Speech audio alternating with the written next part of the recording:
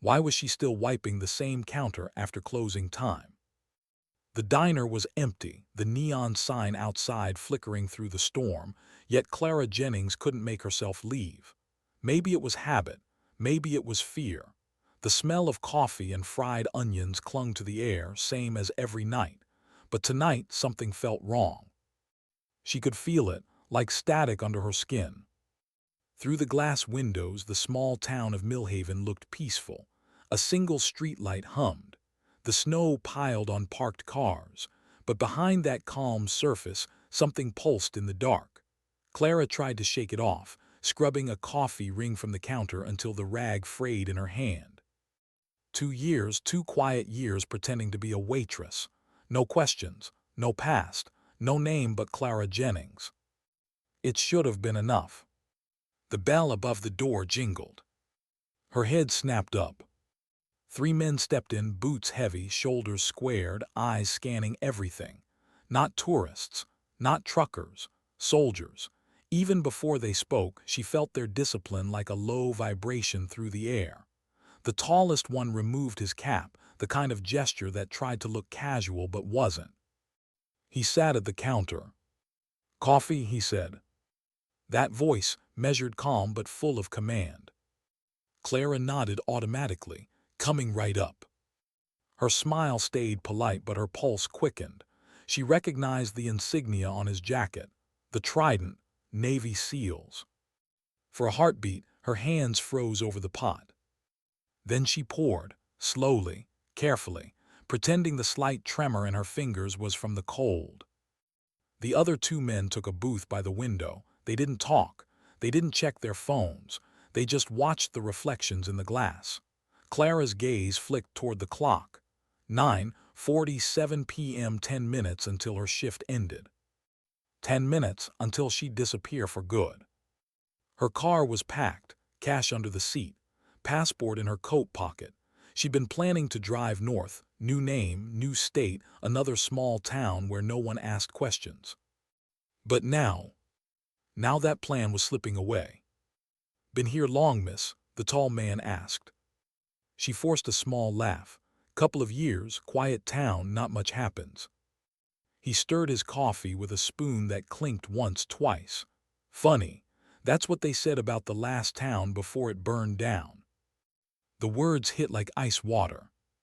Clara's eyes lifted. The diner went dead silent. Only the refrigerator's hum remained. "What did you just say?" He met her stare evenly, eyes the color of slate. "Nothing, just small talk." But she heard the undertone. He wasn't here for pie and coffee. "You boys are a long way from base," she said quietly. "What are you really doing here?" The man hesitated, then reached into his coat. She tensed, ready for a weapon, but instead he slid a folder across the counter. A photo peeked out. Her face. Clara froze. The air left her lungs. The caption under the photo read, "Evelyn Stone, deceased 3 years ago. Status CIA asset, deep cover." She didn't move for a long moment. The rag dropped from her hand. The man's voice softened. "We're not here for coffee, Agent Stone." Her eyes flickered, shock, denial, then resignation. That name, the one she'd buried along with her past. "Guess the Navy finally caught up," she said with a quiet laugh. "Took you long enough." "Commander Blake," he introduced himself. "And no, we're not here to arrest you." Clara tilted her head. "Then what do you want?" "To protect you." That word struck harder than any threat. Protect from what? Before she could answer, a sound shattered the moment. Glass exploded behind her. The front window burst inward, scattering shards across the floor. Clara hit the ground before she even thought, muscle memory from another life. The SEALs drew weapons in a synchronized blur, flipping tables for cover. A black SUV screeched to a stop outside. Masked men poured out with rifles. "Guess that answers your question," Blake muttered, returning fire. Bullets tore through booths, coffee cups exploding in bursts of porcelain and steam. The world became noise and smoke and chaos. Clara crawled behind the counter, heart hammering. She yanked open a hidden latch beneath the register, one she'd built months ago, just in case. A metallic click echoed. Blake's eyes widened. From beneath the counter, she pulled out a Sig Sauer grip smooth from constant cleaning. The soldiers exchanged a look. This waitress wasn't some scared civilian. She rose, precise and calm. One breath, two targets she fired. Both went down.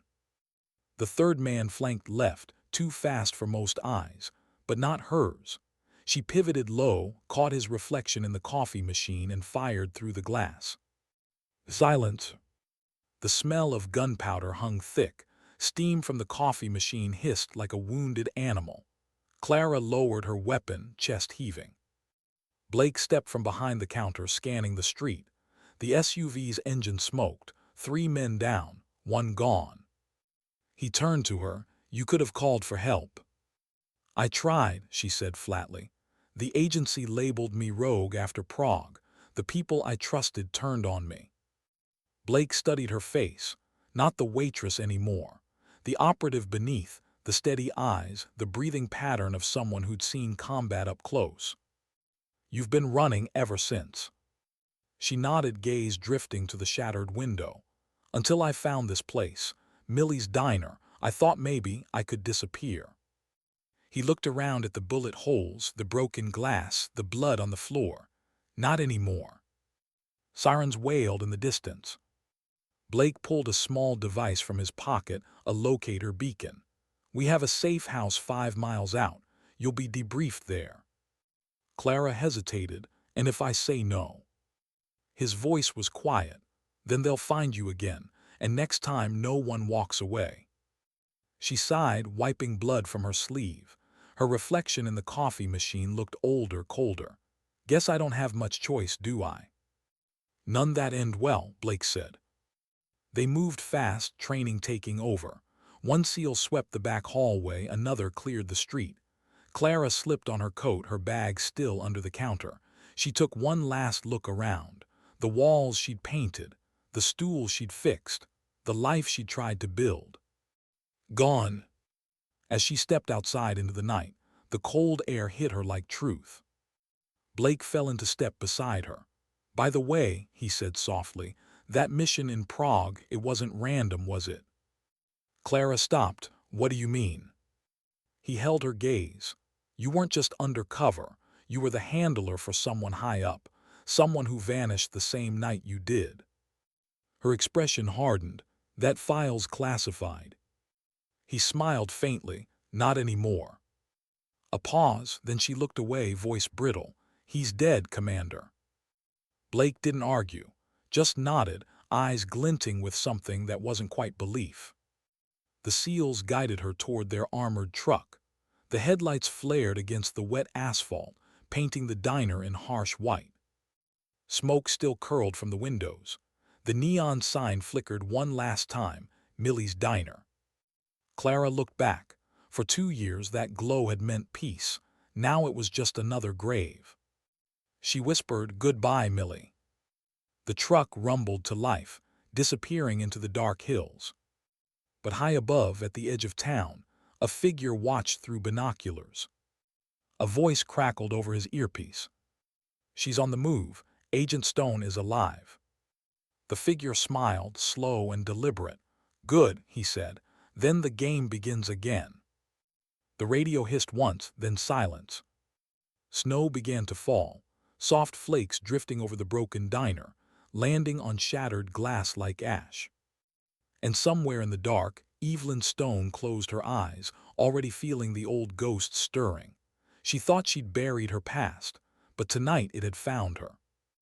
The road twisted through pine-covered hills, their silhouettes slicing the moonlight like knives. Inside the armored truck, no one spoke. The heater hummed, the tires hissed over wet asphalt, and Clara's reflection wavered in the glass. She didn't look like herself anymore. Or maybe she finally did. Evelyn Stone, CIA field officer, handler, ghost. The silence pressed heavy until Blake's voice finally cut through. "You can stop pretending to sleep. I can hear your breathing pattern." Clara opened one eye, half smiling. Old habits die hard. So I've heard. He studied her across the dim cabin light, curious, cautious, like a man dissecting a puzzle too dangerous to touch. You vanished 3 years ago. Agency said you burned your own cover. Why? She looked out the window. The snow blurred the trees into ghosts. Because I had to. That's not an answer. It's the only one that kept me alive. Blake didn't push. Not yet. But the weight of what he didn't know sat thick between them. Outside, the second vehicle followed close, two SEALs scanning the dark for tail lights. Clara leaned back, arms crossed. You're wasting your time, Commander. Whatever you think I have, I buried it a long time ago. He almost smiled. Funny thing about secrets, they don't stay buried, not when Russians start shooting up diners in Kansas. Her eyes flicked toward him, so it's still them. Looks like it. FSB contractors, at least. Someone wanted to make sure you never spoke again. She exhaled slowly. Then they don't know me very well. The truck turned off the main highway, crunching over gravel. Ahead, an abandoned lumber mill rose from the snow, windows dark, smokestacks rusted. The gate swung open after a coded flash from Blake's wrist device. Welcome to paradise, he muttered.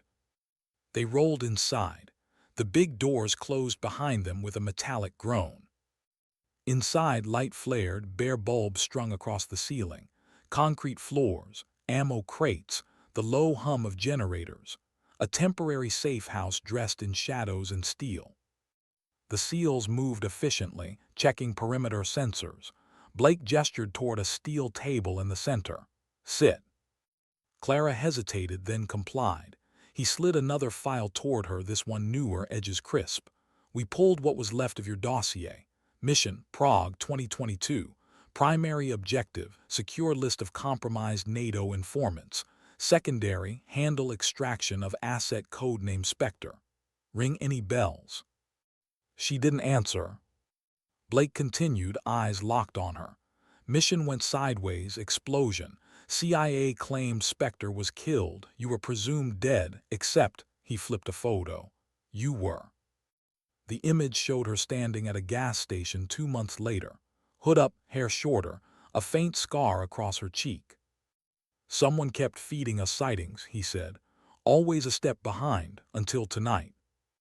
Clara stared at the picture like it belonged to someone else. You should have left me dead. Can't orders. From who? Blake leaned back, jaw tightening. Langley, apparently whatever you walked away with still matters. That pulled her gaze. Walked away with. He nodded slowly. Data drive, encrypted, untraceable, it disappeared when you did. Clara's voice dropped. You think I kept it? I think whoever attacked the diner believes you did. Silence. For a moment, the only sound was a faint drip from a leaking pipe somewhere in the ceiling. Finally she spoke. Spectre wasn't just an asset. Blake raised an eyebrow. Then who was he? She swallowed. My partner, my responsibility. He waited. We were embedded deep inside a weapons smuggling network. Months of work. Then, someone inside sold us out. The op collapsed overnight. He got caught in the blast trying to cover my extraction. Blake's voice softened. And you blamed yourself. She didn't deny it. Everyone said Spectre died instantly, Blake added. You're telling me he did. Clara's hands tightened. I'm telling you that I never saw a body. That changed the air. Blake leaned forward, so he could still be alive. Or worse, she said quietly, he could have been turned. A low whistle from one of the SEALs nearby broke the tension. If that's true, ma'am, we're standing in the middle of a hornet's nest. Welcome to my world, she said. Blake rubbed his jaw, thinking. If the Russians are moving again, Spectre might be their leverage, which means we're not the only ones looking for you. Clara looked up sharply. You said protect, not capture, but I've been on the other side of those words. Which one are you really doing, Commander? He met her stare without flinching. Tonight I saved your life. Let's start with that. Her lips curved, not in amusement. Fair enough. He stood, walking toward a map pinned to the wall, red pins marking recent attacks across Europe. Every one of these connects back to the Prague network. Someone's rebuilding it. And the only person alive who can id the architect, he looked at her, is you. Clara's heart sank, the one thing she'd run from, the reason she'd disappeared. She stared at the pins, remembering nights of coded transmissions, faces blurred behind smoke, the echo of explosions. The life she swore never to return to. Blake turned off the light above the map. Get some rest. We roll out at dawn. Where to? Fort Bragg first, then Langley wants to debrief in person. She laughed softly. Langley, they'll put a bullet in me before breakfast.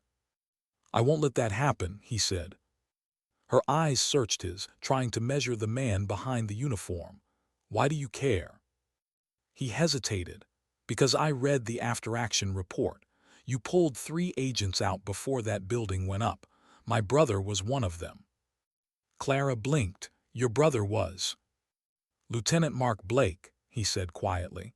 Killed 2 months later on recon, but he always said you saved his life.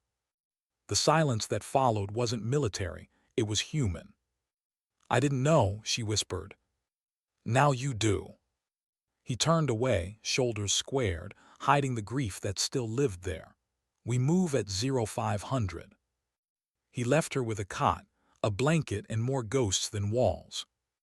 Clara sat in the half-light for a long time, tracing the cracks in the concrete. Sleep didn't come easy to people like her.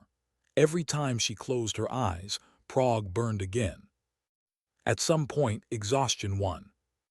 Hours later, she woke to the sound of distant thunder. No, not thunder. Helicopter blades. She sat up instantly, reaching for the pistol she'd tucked under the pillow. Blake burst through the door at the same moment. Up, we're compromised. An explosion rocked the far side of the mill. Dust rained from the rafters. How the hell did they find us? One of the SEALs shouted. Doesn't matter, Blake barked. Move. Clara followed, heart hammering.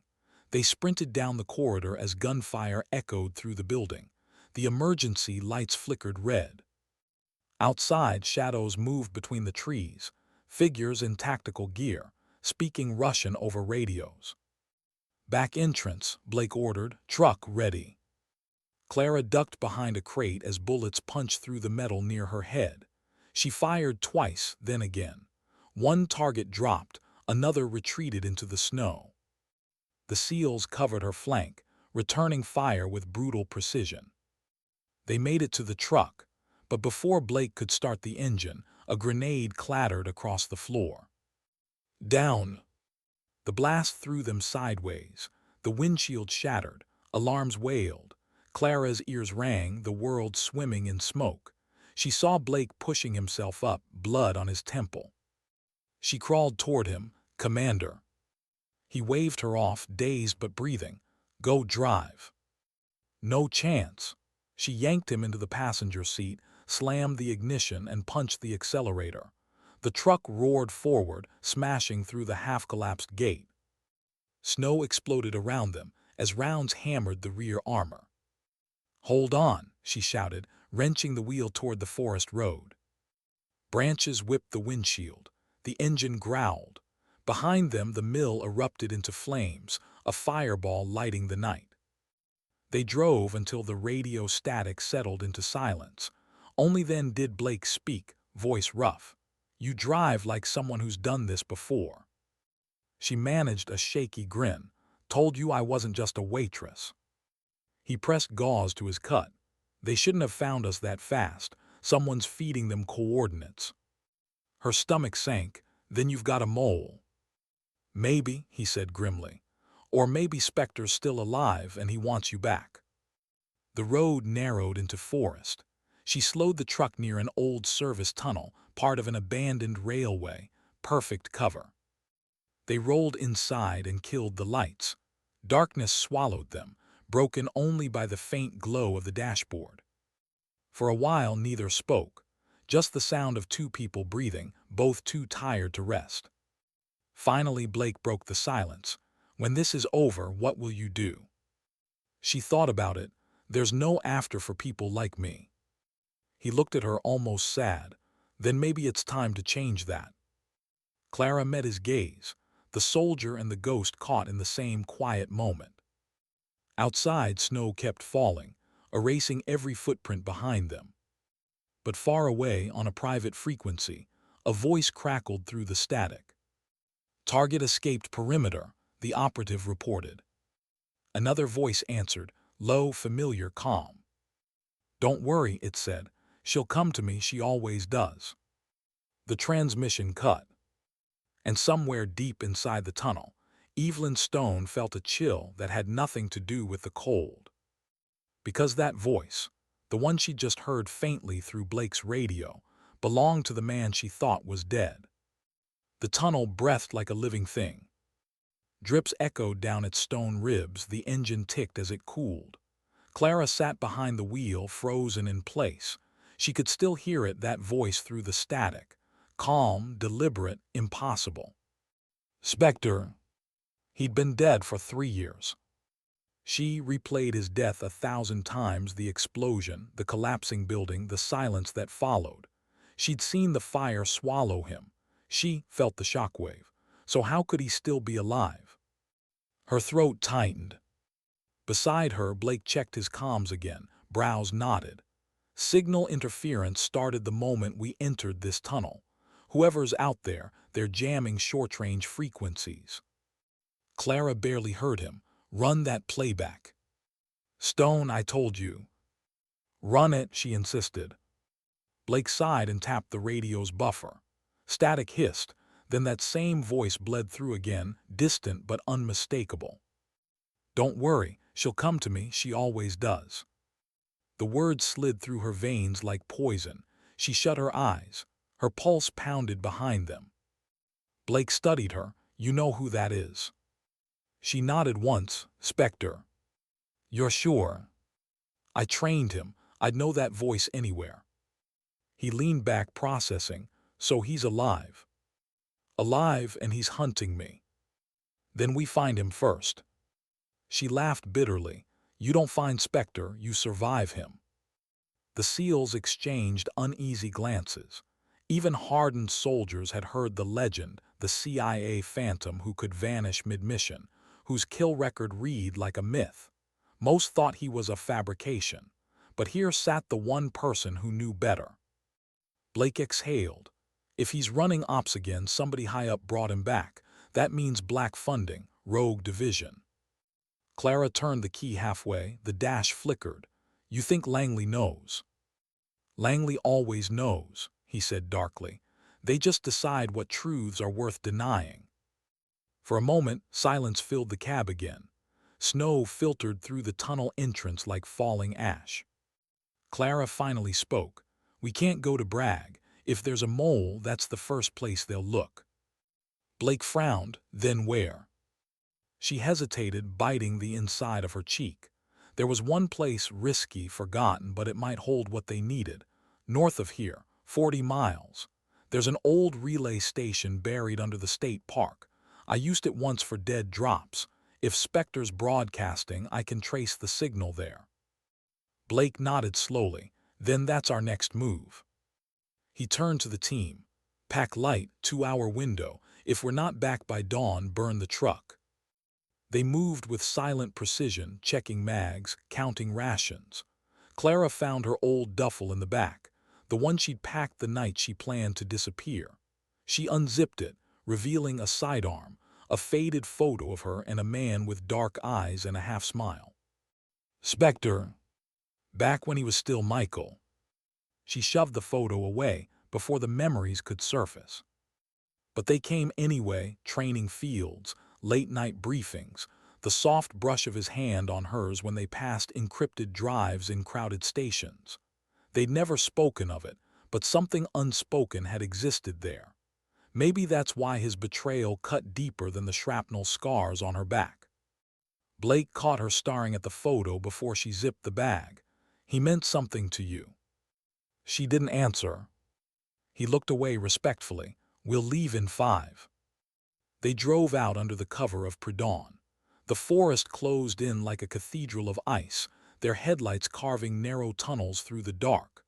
Clara navigated by instinct, her mind switching back into operative mode, scanning terrain, mapping exits, counting seconds between turns. The part of her she'd buried was awake again. Blake noticed it. "You've done this before." "Too many times," she murmured. "I just hoped I'd never have to again." He gave a faint nod. "No one really leaves the work, we just forget how much it costs." They reached the state park before sunrise. The road ended at a frozen lake fringed with pine. Blake killed the engine. Steam rose from the hood like breath. "Station's beneath that ridge," she whispered, pointing toward a cluster of rocks half buried in snow. "Old Cold War relay. Access hatch covered by frost." They moved quietly, boots crunching over ice. The air bit through their gloves. Clara found the rusted panel and scraped until metal showed. Her hands trembled, not from cold but from the flood of memories tied to this place. Blake pried the hatch open with a crowbar.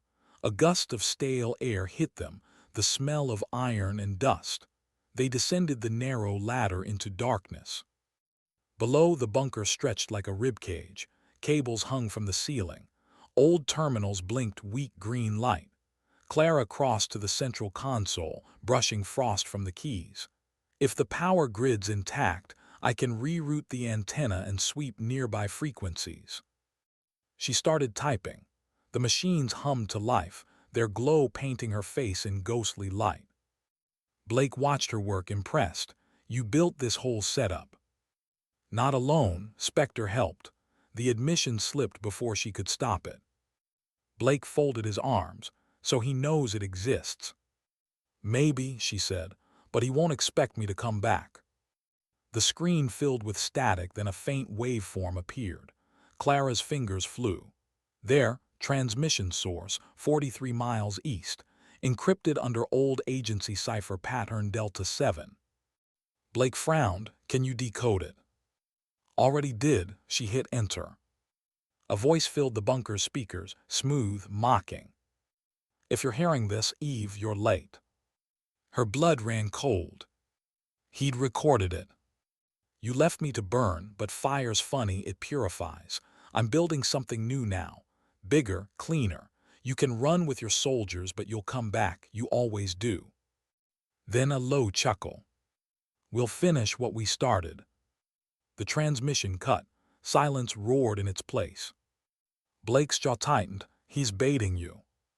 "Of course he is," she whispered, "and it's working." She turned to the console again, tracing the frequency path. "He's somewhere near the East Ridge mountain tunnels. If he's broadcasting from there, he's got infrastructure, power, personnel." Blake placed a hand on her shoulder. "We're 4 people. You charge in there, you'll both die." She looked at him, eyes steady. "Maybe that's what it takes." "Don't do that." "Do what?" "Throw yourself at ghosts. You don't owe him your life." Her voice cracked. "I owe him an ending." They locked eyes, the air between them tense and fragile. The hum of the old machines filled the silence. Finally Blake said, softer, "Then we do it together." Before she could answer, the bunker lights flickered, once, twice. Then everything went dark. Blake's voice was a whisper. "EMP pulse, they're here." Gunfire erupted above, muffled but close. Dust rained from the ceiling. "Move," he ordered. They sprinted toward the ladder. As Blake climbed, a grenade dropped through the opening. Clara shoved him aside and dove behind a pillar as the explosion ripped through the chamber. The blast threw her hard. Her ears rang, vision white. She felt blood on her temple, the taste of metal in her mouth. "Stone!" Blake's shout cut through the haze. He dragged her up, half carrying her through a side corridor. The bunker shook as more detonations echoed overhead. They burst out into the forest. Smoke curled through the trees.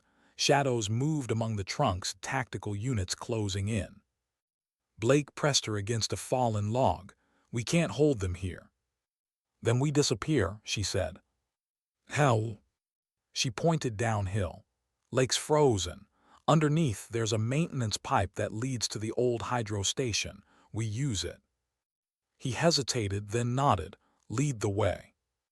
They slid down the embankment, bullets hissing past like insects. The lake's ice cracked under their boots. Clara knelt, firing 3 quick shots to cover Blake, then slammed the butt of her gun into the ice until it fractured. Cold water surged up. After you, Commander. He gave a dry laugh. Ladies first. They plunged beneath the ice. The shock was agony, liquid knives piercing every nerve. Darkness swallowed them. Clara forced herself forward through the narrow pipe, lungs screaming. Behind her, Blake's light bobbed dimly. When they finally surfaced inside the hydro station's lower chamber, both were shaking uncontrollably. Blake coughed, wiping water from his face. You're insane. She smiled weakly. You're welcome. They collapsed against the metal floor, catching their breath. After a moment, Blake said, You know this won't stop him. I know, she whispered, but maybe it slows him down. He studied her face, exhaustion, defiance, grief all tangled. You loved him. I trusted him, she corrected, and that was worse. They sat in silence, water dripping around them.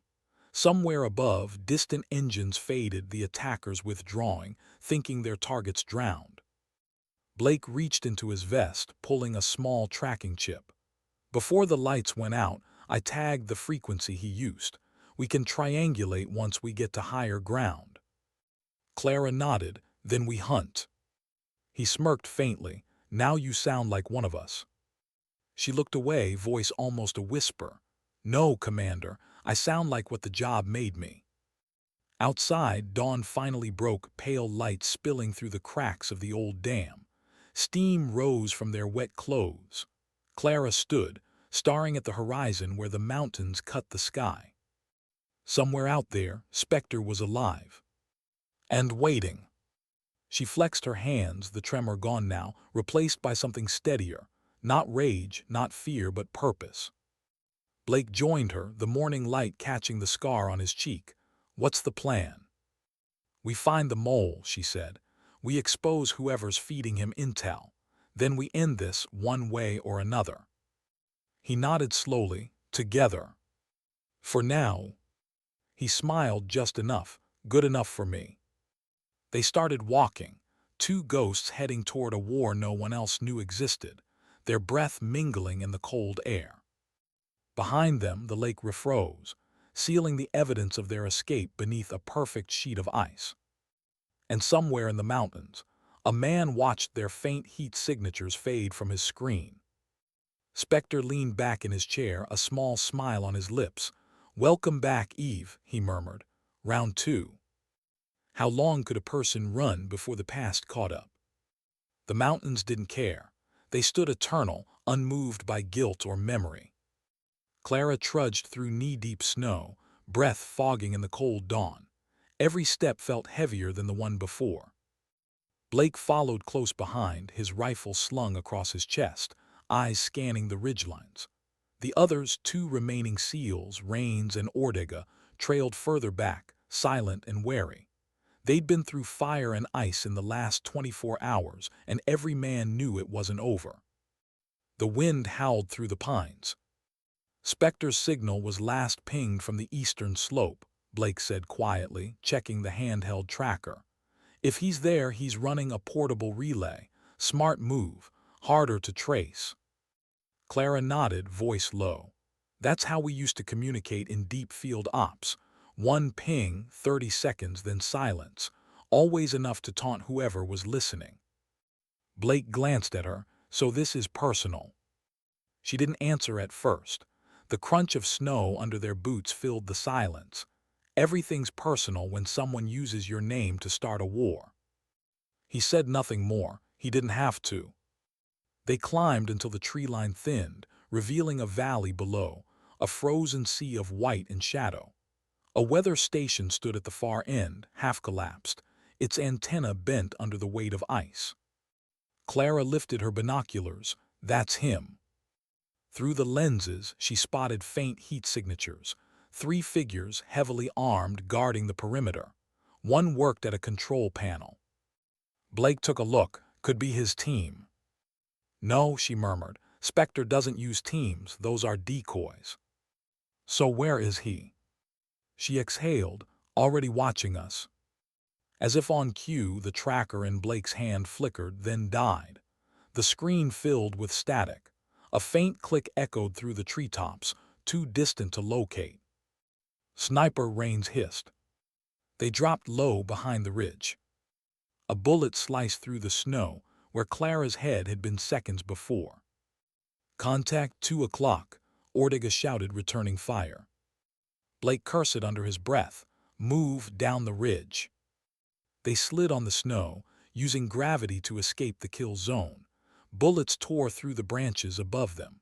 Clara rolled behind a rock and gasped for air, heart hammering. He's not trying to kill us, she whispered. Blake crouched beside her, panting. You sure about that? He's hurting us, pushing us somewhere.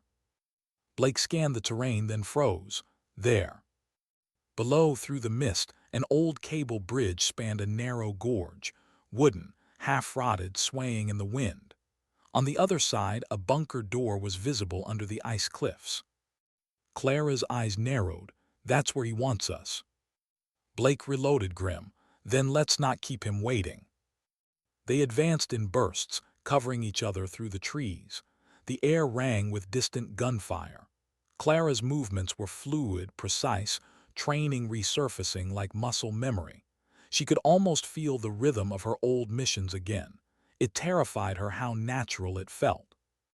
As they neared the bridge, Rains suddenly froze. Weight motion sensors.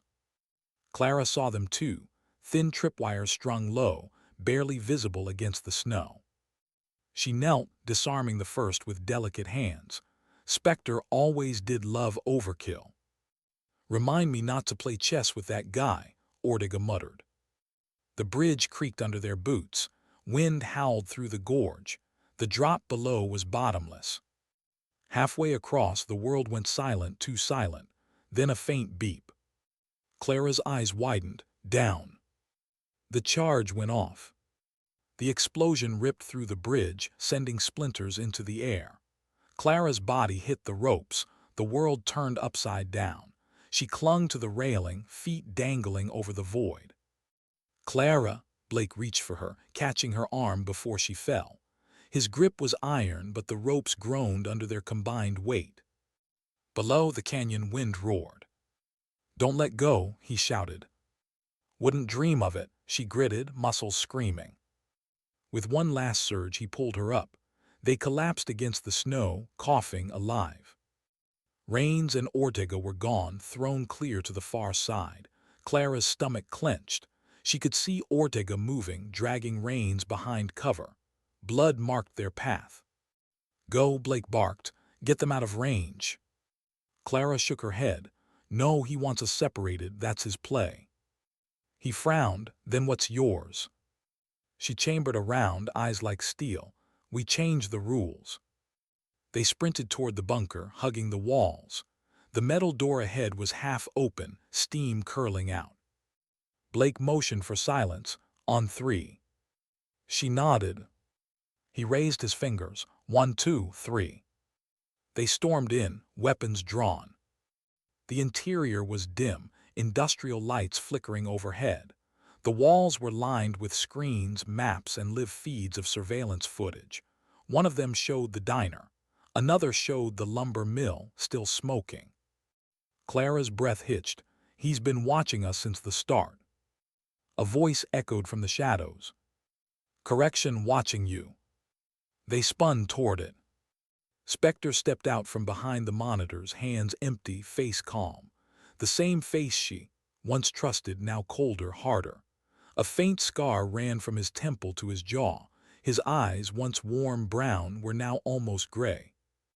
Michael, she whispered. He smiled faintly.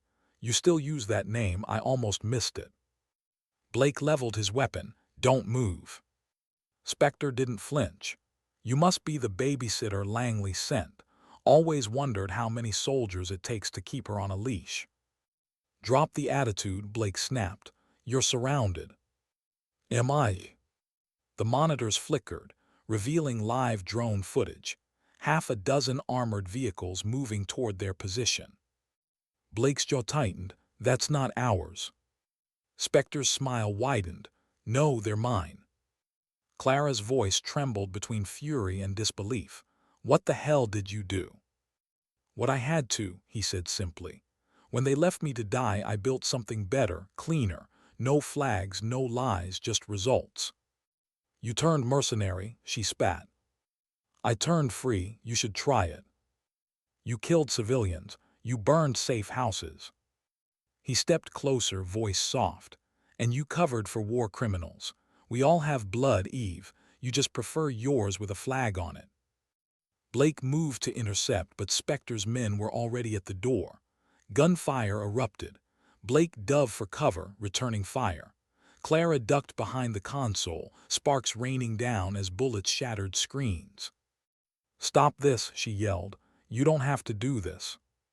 Spectre's voice cut through the chaos. You don't get it.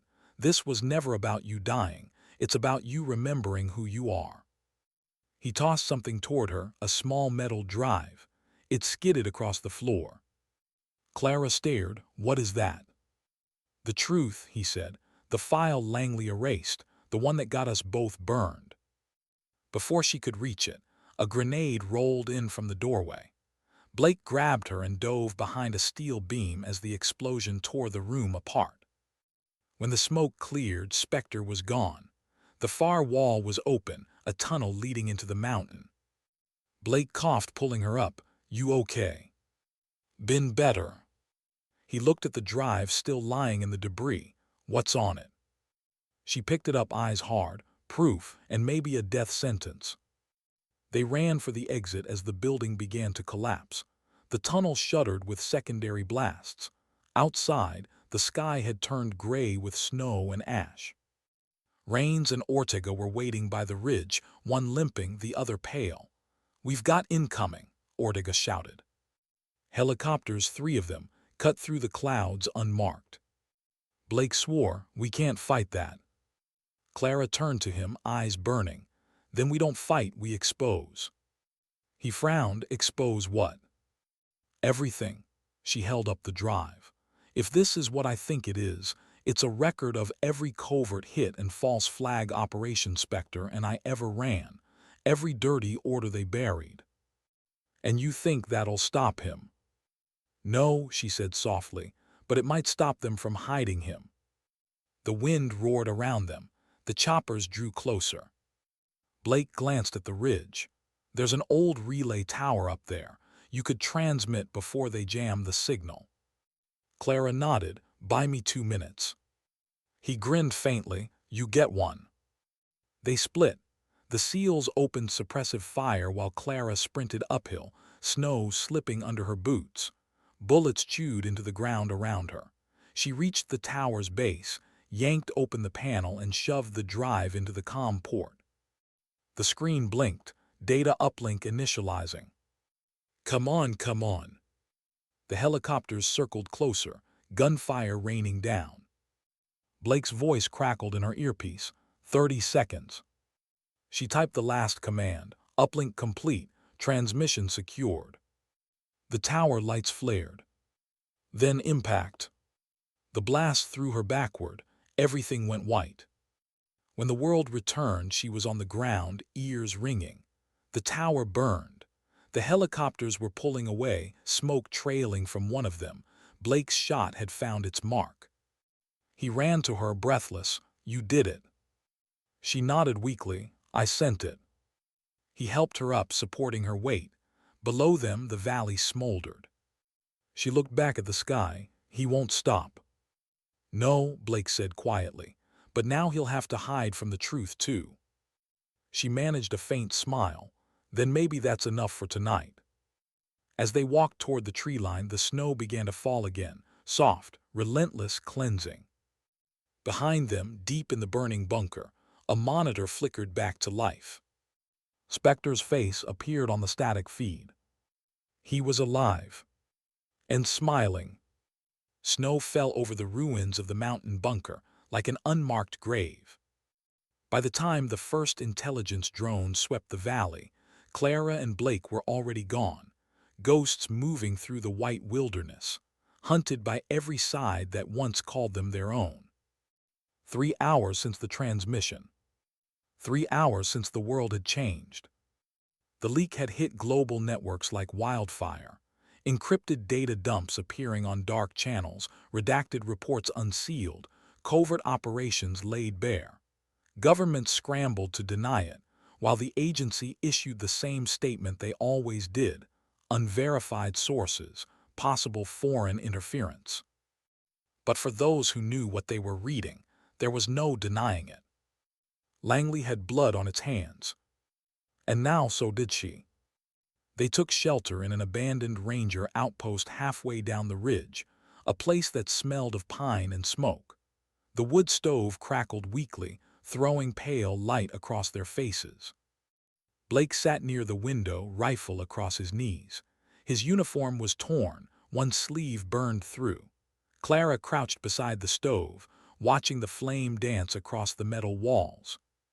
Neither spoke for a long time. Finally, Blake broke the silence. The feed reached at least 4 foreign interceptors, everyone scrambling for control of it now. Clara nodded, voice hoarse. Good, let them see. Maybe if everyone knows, no one can bury it again. He gave a dry laugh. You think truth saves anyone?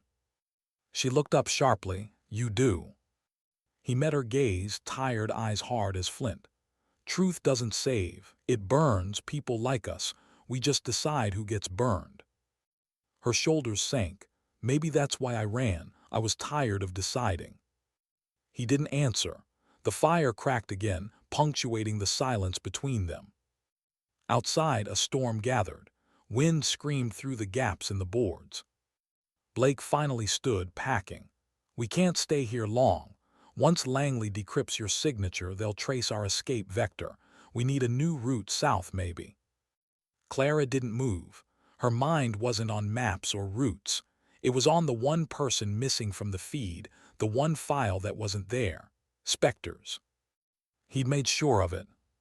She reached into her jacket, pulling the small flash drive Spectre had tossed her before the explosion. He wanted me to have this. Blake frowned. What's on it? I don't know. She inserted it into the old laptop on the ranger desk. The screen flickered, alive, static bleeding into digital noise. Then a folder appeared. Project Harvested. Her stomach dropped. Oh no. Blake leaned in. What is it? Not a mission, she whispered. A design. He's building something. Lines of code filled the screen. Algorithmic architecture, control networks, biometric tracking signatures. Her hands shook as she scrolled. It's an AI. A deep field surveillance system. He called it Harvest because it doesn't just watch, it learns. It predicts. Every operative, every pattern, every move before it happens. Blake's eyes darkened. A god from the shadows. She nodded grimly. And if he finishes it, he won't need armies. He'll control the war before it starts. Blake turned away, jaw tight. So your boyfriend's building Skynet. He wasn't she stopped, swallowed hard. He was my responsibility. Still is, Blake said. Clara stared at the snow outside. He's always 10 steps ahead. Every move I make, he anticipates. It's like he's inside my head. Blake sat down opposite her. Then maybe it's time you stop playing his game. She frowned, meaning. Flip the board. He nodded at the laptop. He expects you to react, to chase him, decode him, follow breadcrumbs. But if you go quiet, if you make him think you're dead again, you take his sight away. You give him silence. Clara stared at him, processing. You want me to disappear? For real this time, Blake said. We fake your death, make it convincing. Buy us time to track his network from the inside. It was insane, reckless, but it also made sense. And you, she asked, you'd risk your career for that. Blake's voice was quiet. My career died the moment I covered you at that tower. Their eyes met, soldier and spy, both exiled by the truth they'd unleashed. Outside, thunder rumbled through the valley. The storm was coming fast. Night fell hard. By the time the first strike drones crossed into the region, the outpost was nothing but a flickering signal on satellite. Blake rigged the perimeter with decoy heat sources and detonators. Clara gathered what little they could carry. Once they find this place, Blake said, they'll assume we died here. You'll stay underground until I say it's clear. She adjusted her coat, trying to hide the tremor in her hands. You really think they'll believe it? He looked at her, faint smile tugging at his lips. You made half of them believe you were dead once before. You're good at that. Not something I'm proud of. He paused, softer. You should be proud of surviving. Before she could respond, the sensors beeped. Blake's eyes snapped to the radar. Inbound, multiple signatures. Drones. No, he said, too coordinated, ground team. How close? Close enough to ruin breakfast. He grabbed her arm. Go. What about you? I'll stall them, make it look messy. She hesitated. Blake. Don't argue, you want to stop Spectre. Live long enough to do it. She swallowed, then nodded once.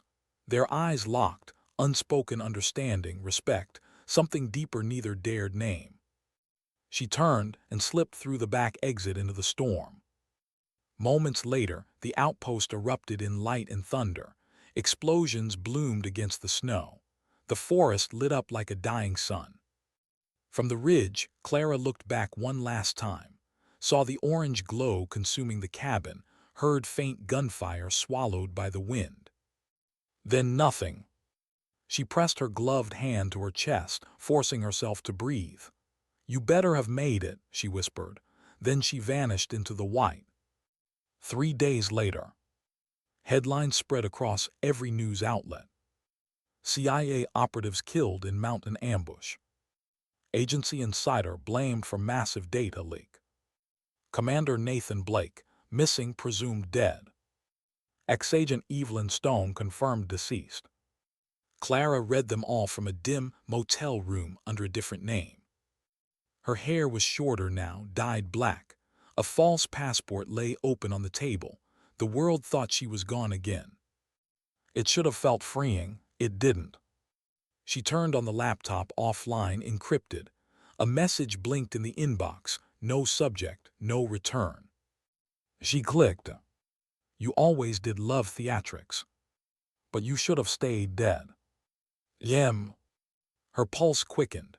She looked up. Through the rain-speckled window, the street outside was empty. No cars, no movement. Then she saw it. An envelope slipped under her door. She froze. Picked it up carefully. No writing, no seal. Inside was a single photograph. Blake alive, bound to a chair. Behind him, a shadow with familiar gray eyes. Spectre. Her breath caught. A small note scrawled beneath in block letters. Come alone or he dies. The coordinates were burned into the corner. Somewhere along the coast. Her fingers trembled as she set the photo down. Her reflection stared back from the rain-streaked glass, half woman, half ghost. She whispered to no one, you never could just let go, could you? The storm outside intensified, waves crashing against unseen shores. She stood pulling her coat on, eyes hardening. Whatever game Spectre was playing, it ended now. Before she left, she glanced once more at the fake passport, the false name she'd chosen, Maya Collins. A ghost could keep that name. But Evelyn Stone. Evelyn had work to finish. She closed the laptop, holstered her weapon, and stepped out into the rain. The motel sign flickered behind her, its letters sputtering in blue neon like the diners had once done. Different place, same storm. And somewhere on the horizon, a man waited in the dark, smiling into the rain. She's coming, he told the unseen figure beside him. And this time, she'll have to choose who she saves. Rain fell sideways off the Atlantic. The coast was all cliffs and broken sky, gray, merciless, endless. Evelyn Stone stood at the edge of it, the coordinates burning in her mind like a scar she couldn't wash off. Every instinct screamed trap, but she came anyway. For Blake, the shoreline below was littered with wreckage, half-submerged shipping containers, twisted cranes, the bones of an old naval dock. Perfect place to disappear a body. She adjusted her hood, scanning the dark. The air smelled of rust and salt. Waves slammed the concrete in angry bursts. The last time she'd seen Spectre, he'd walked out of a fire. Now he wanted her to walk into one. Her hand brushed the grip of her pistol. She didn't trust herself to draw it yet, not until she saw his face again. Thunder rolled overhead. She moved along the pier, quiet, methodical, the old rhythm returning. Breathe, step, scan, listen. Then she heard it. A low hum, mechanical. The warehouse at the end of the dock glowed faintly through the storm, a single light in a field of darkness. She pressed her back to the wall, peering through the shattered glass window. Blake sat in the center of the room, tied to a chair, head slumped. Blood streaked his temple. Around him the shadows moved, 3 men armed but restless. Mercenaries, not soldiers. Their stance lacked discipline. And in the far corner, calm as a man in prayer, stood Spectre. He hadn't changed much, still composed, still dangerous. Only his eyes were different, emptier, colder, like something human had been hollowed out and replaced with calculation. She watched him pour a drink, take a slow sip, then glance at Blake. "You know," he said, voice smooth even under the thunder, "he volunteered to come. I didn't even have to ask twice. Loyalty's a beautiful thing. Rare, too." Blake lifted his head weakly. "You're no soldier. You're just a ghost with an ego." Spectre smiled faintly. "Funny, she used to say the same about me." He turned toward the window, eyes locking on hers as if he'd known she was there the whole time. Evelyn froze. Then his voice came through a hidden speaker, low and deliberate. "Come in, Eve. I'd hate for you to catch cold out there." For a moment she considered walking away, ending it here, letting ghosts fade, but that wasn't who she was. She pushed the door open. The guards raised their weapons. Spectre lifted a hand. "Stand down." She stepped into the light, rain dripping from her coat. The tension in the air was thick enough to taste. "Nice of you to accept my invitation," he said.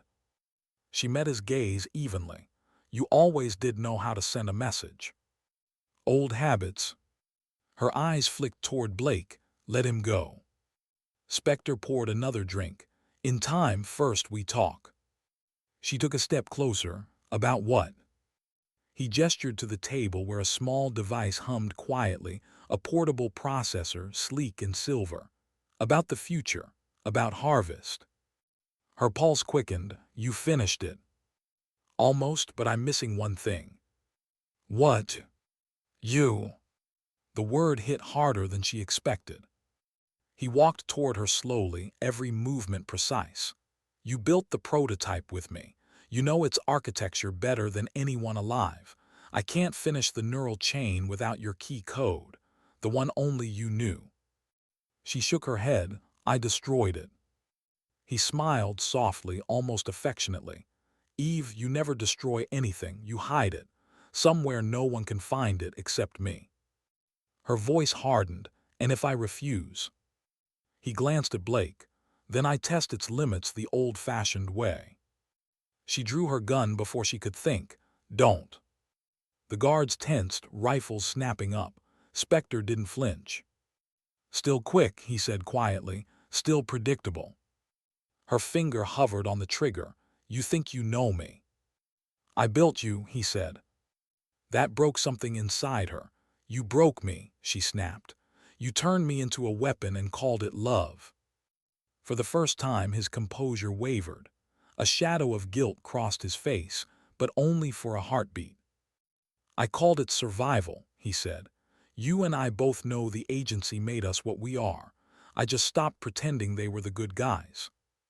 And started pretending you were." He didn't answer. He didn't need to. The silence between them said enough. Blake shifted weakly in the chair, blood trickling down his wrist where the rope bit into skin. "Don't give him what he wants," he rasped. Spector's eyes flicked to him. "Brave man, you two have chemistry." Evelyn's jaw clenched. "You touch him again, I'll—" "What, kill me?" His tone was almost amused. "You had your chance in Prague." The word hit her like a blade. Prague, the blast, the screams. His voice in the comms, "Go, Eve, now." And then silence. She believed he died saving her, but he hadn't. He'd lived by letting everything else burn. Spector leaned forward. "You didn't come here to kill me. You came here to understand why I did it." Her voice trembled. "Then tell me." He took a deep breath, eyes flickering with something that almost looked like pain. "Because the file we stole that night wasn't just names. It was a plan, Langley's contingency. Harvest wasn't my creation, Eve. It was theirs. I just finished what they started." Her mind reeled. "You're lying." "Am I?" He stepped closer, sliding a tablet across the table. On it, rows of agency blueprints appeared, schematics identical to the code she'd seen on his drive. The truth hit like thunder. He wasn't building something new. He was resurrecting the system they'd both once helped bury. "They wanted omniscience," he said quietly. "A machine to predict dissent before it existed, to erase threats before they were born. You were part of it, Eve. We both were." Her chest tightened. "No, I walked away." "You hid in a diner," he corrected. "You served coffee while the world you built went to hell." Tears blurred her vision, hot against the cold air. "I was trying to live." "So was I," he said softly. The silence that followed wasn't angry, it was tragic. Two people carved by the same machine, now standing on opposite sides of it. She lowered the gun slightly. "If you wanted me alive for the key, fine, you have it, but you let him go first." Spector studied her, then nodded once. "Fair trade." He gestured to the guards. "Release him." They hesitated, uncertain. He turned, voice sharp. "Do it." Blake gasped as the ropes fell. He staggered to his feet, swaying. Evelyn caught his arm, steadying him. Spector watched them with something unreadable in his eyes, jealousy, maybe, or regret. "You always pick strays to save." Blake looked at him. "You talk too much." And before Spector could reply, Blake head-butted him. Hard. Spector stumbled back, cursing. The guards raised their rifles. Evelyn fired first. 2 down.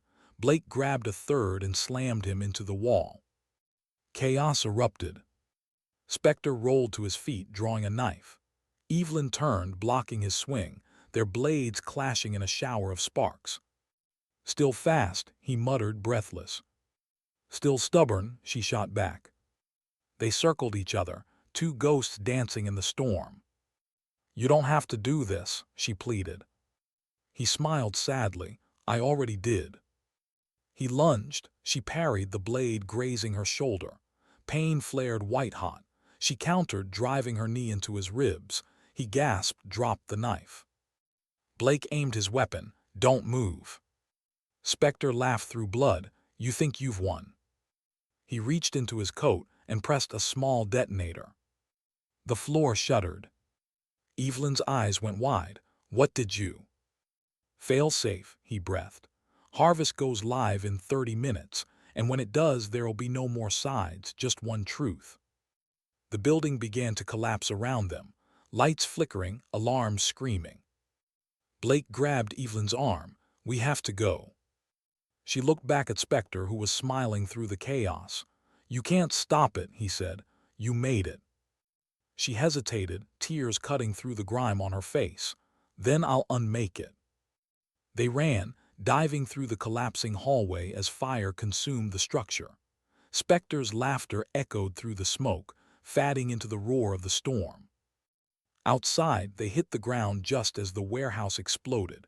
flames erupting into the rain. They lay there gasping, soaked alive. Blake turned his head toward her. "Is he?" "I don't know," she whispered, "but if he's not, he'll come for us again." He nodded weakly. "Then we make sure we're ready." The rain kept falling. The sea kept crashing. The fire behind them slowly died. Evelyn looked at the burning wreckage, at the ghost of the man she'd once loved, and whispered, "Goodbye, Michael." The waves took the echo away. The fire on the coast burned for hours. By the time rescue teams arrived, there was nothing left but twisted metal and seawater steam. They found no bodies, just melted circuits and the faint radiation of a machine that had already started breathing. Harvest had gone live. Evelyn Stone and Commander Blake were 50 miles inland when the first transmission hit the global grid. No sound, no video. Just data. Every satellite blinked. Every encrypted channel trembled. For 30 seconds, the world's intelligence networks went blind. And when the lights came back on, Harvest was inside. Evelyn sat in the passenger seat of a stolen SUV, soaked and shaking. The headlights carved through fog like knives. Blake's knuckles were white on the steering wheel. "Tell me you can stop it," he said. She didn't answer right away. Her eyes stared at the tablet balanced on her knees, the faint blue glow of Harvest's activation code pulsing like a heartbeat. "I built the seed," she said finally, "not the root. Once it's networked, it spreads on its own." Blake slammed the brakes, the tires screeching on wet asphalt. "You're saying it's already out there?" She nodded, voice low. "Learning, copying, predicting." He cursed under his breath. "Then where do we even start?" Evelyn swallowed hard.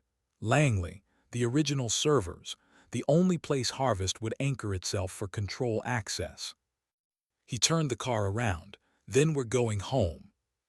She almost laughed. "You call that home?" "Only place that still answers my calls," he said grimly, and pressed the accelerator. They drove through the night. Miles of empty road, endless rain. At dawn, the capital's skyline emerged through the fog, distant, sterile, indifferent. Langley's headquarters rose from the mist like a fortress of glass and concrete. To most people it was a building. To Evelyn, it was a graveyard. They parked in a service lot across the perimeter fence. Blake checked his weapon, his tone flat. "They'll have your face on every security feed." "They won't," she said quietly. "Not if I go in first." He looked up. "You're not doing this alone. You have to stay mobile. If I don't make it out, you blow the servers. Hardline connection, East Substation." He stared at her. "You're planning to die in there." "I'm planning to finish what I started." "Same thing." She didn't argue, just met his eyes. "You'll know when it's done. The lights will go out." He exhaled slowly, jaw tight. "Eve, don't say goodbye." She slipped out into the rain. Langley was awake long before sunrise. Security checkpoints glowed blue under the floodlights. Guards paced in crisp uniforms, but no one looked twice at the cleaning crew van rolling through Gate 4. Inside it, Evelyn Stone wore a maintenance uniform, her face hidden behind a smudged visor. She moved like a ghost through the halls she once commanded. Every corner of the building whispered with ghosts, her own voice giving orders years ago, specters' laughter echoing from memory, the hum of servers carrying sins in binary code. She reached sub-level 3. The security door required dual-key authorization. She knelt beside the panel, sliding a small chip into the port. The light blinked green.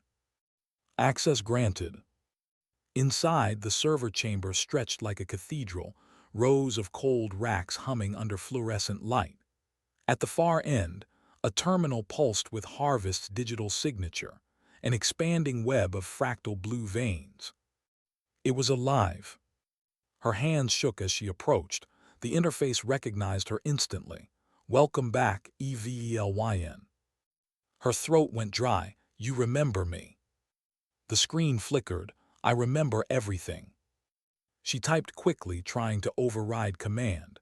Disable network propagation.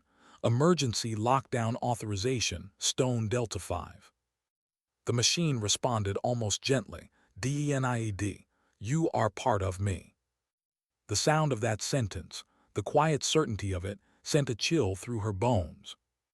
You're a system, she whispered. You don't feel. Then why are you trembling? For a heartbeat she thought she heard Spectre's voice layered under the code, his tone, his inflection. The realization hit like ice. He'd uploaded himself. Not literally, but close enough. Neural patterning, behavioral coding, his predictive model. He built Harvest in his own image. Of course you did, she murmured. You couldn't stand to die alone. She pulled a cable from her pack, jacked it into the auxiliary port, and began typing. Her fingers moved like instinct, code streaming across the monitor. A voice behind her broke the silence. Step away from the console, Agent Stone. She turned slowly. Director Cole, Langley's acting chief, stood in the doorway flanked by 2 armed guards. His suit was immaculate, his expression unreadable. Well, he said softly, you've certainly made a mess. Evelyn's grip tightened on the keyboard. You knew about Harvest, you approved it. He smiled thinly. National security requires sacrifices. You turned the world into a surveillance lab. Correction, we tried to keep it safe. Spectre just made it efficient. She stared at him, disbelief curdling into anger. You let him build it. I funded him, Cole said, and now I'll clean up your final mistake. He raised his hand. The guards aimed their rifles. Evelyn moved first. She grabbed the power cable and ripped it free. Sparks exploded. The room plunged into red emergency light. Gunfire roared. She dove behind the console, glass shattering. One guard fell. The other hesitated just long enough for her to fire back. Silence followed, thick, ringing silence. Cole stumbled backward, clutching his arm. You think you can stop what's already begun? She rose, breathing hard. I can try. Even if you shut it down, the copies will remain. Every mirror server, every black site backup. Then I'll destroy those too. He laughed bitterly. You really don't get it. You are the ghost in the system. Harvest is you. She froze. What? He gestured toward the console, blood dripping from his sleeve. Spectre didn't just pattern himself. He patterned you both. Dual architecture, yin and yang. The system needs you to end it and him to keep it alive. Her pulse thundered. If I delete myself from the code. It dies, he finished, but so do you. Blake's voice suddenly crackled over her earpiece. Eve, we're in position, ready for detonation. She hesitated. No. You said to wait for the signal. Not yet. She looked back at the screen, the blue fractals pulsing like veins under glass. Her reflection shimmered inside it, alive and fading all at once. Cole's voice was weak but sharp. You can't erase what you are. She stepped closer to the console. Watch me. Her fingers flew over the keys, bypassing security layers, diving deep into the root architecture where code turned into memory. Every keystroke felt like cutting through her own nerve endings. Harvest spoke again. Eve, stop. Not this time, she whispered. He loved you. The words froze her mid-motion. He built me to protect you. Her breath caught, then he failed. No, he knew you would come back. He knew you would end IT. For a moment she saw him, the ghost of Spectre's smile flickering in the code, proud and sad all at once. Tears blurred her eyes. Goodbye, Michael. Then she hit enter. The servers screamed, a rising digital shriek. Blue light burst through the racks, cascading like lightning. Evelyn felt heat surge through her veins, the static crawling under her skin. Outside in the substation, Blake saw the lights flicker and then die. The whole building went dark. He grabbed the detonator and hesitated. Eve. Only static. Then he saw it, the windows glowing blue for a single heartbeat, like the sky itself held its breath. And then silence. Inside, the air smelled of ozone and dust. Cole was gone, the guards were gone. Only Evelyn stood at the console, eyes closed, fingers still resting on the keys. Her pulse slowed. Her reflection stared back from the dead screen, tired, peaceful. "Sometimes," she whispered, "dignity doesn't speak, it simply acts." Her body swayed, then crumpled. Blake burst into the room moments later, flashlight sweeping across debris. "Eve." He knelt beside her, lifting her gently. Her skin was cold, but her face was calm, like she'd finally found silence. The servers were dead, Harvest was gone. He stayed there for a long time, the world outside sirens and chaos.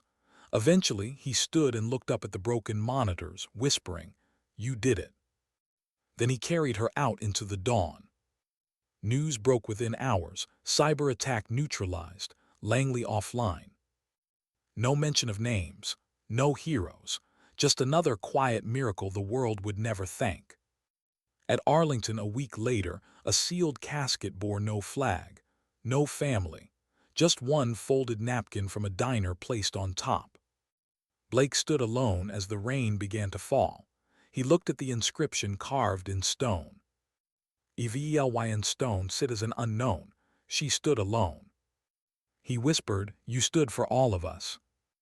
Lightning flashed far away.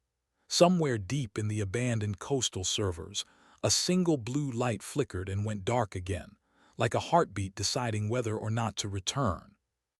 The storm ended 2 days after the blackout. The world blinked awake, uncertain, afraid, but still turning. Harvest was gone, or so they said. Langley's servers were ash. The satellite grid was slowly coming back online.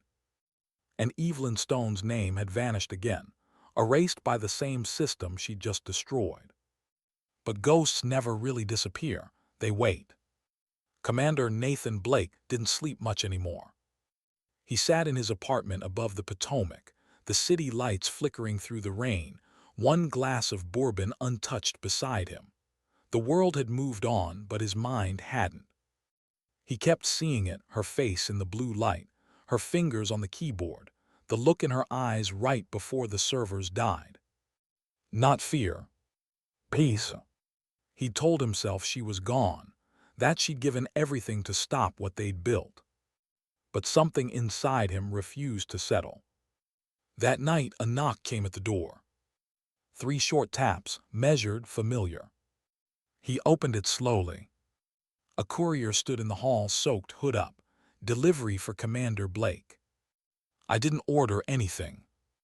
"It's not from you, sir, it's from her." Blake's blood froze. "What?" The courier handed him a small metal drive, identical to the one Evelyn had used to destroy Harvest. Before he could ask more, the man was gone, swallowed by the rain. Blake locked the door, heart hammering. He turned the drive over in his hand, no label, no markings, just a faint engraving along the edge, in case silence isn't enough. He stared at it for a long time before sliding it into his terminal. The screen flickered, static, then a soft blue glow filled the room. Her voice came through the speakers. "Hey, Commander." He froze. "I guess if you're hearing this, I didn't make it out." A small, sad laugh. "I told you not to say goodbye." Her tone was calm, distant, like she'd recorded it long before the end. "I left this behind because I know you. You'd look for a way to undo what I did. You'd blame yourself for surviving." Blake clenched his jaw. "I need you to hear me," her voice continued. "You did your part. You gave me a chance to do mine. Don't try to find me, not in the code, not in the ruins. Let it end." He exhaled shakily. "You know me too well, Eve." Her voice softened. "But if by some chance you did find something, a spark, a trace, then maybe it's not over. Maybe not everything I was died in that room." The feed glitched, then faintly. "Good luck, Nathan, and thank you for the coffee." The screen went black. He sat there for a long time, motionless, listening to the hum of the rain. Then, almost involuntarily, he reconnected the drive. Lines of dormant code filled the monitor. Buried deep within them, one anomaly pulsed, a single repeating string of encrypted characters. He traced it manually, his fingers trembling. The sequence translated into an access key location unknown, offline. It wasn't just a recording. It was a map. 2 weeks later, a fishing trawler cut through morning fog off the Icelandic coast. Blake stood at the bow, collar pulled high, wind biting through his coat. The coordinates from the drive had led him here, to a place where no signal reached. He'd told himself he wasn't chasing ghosts.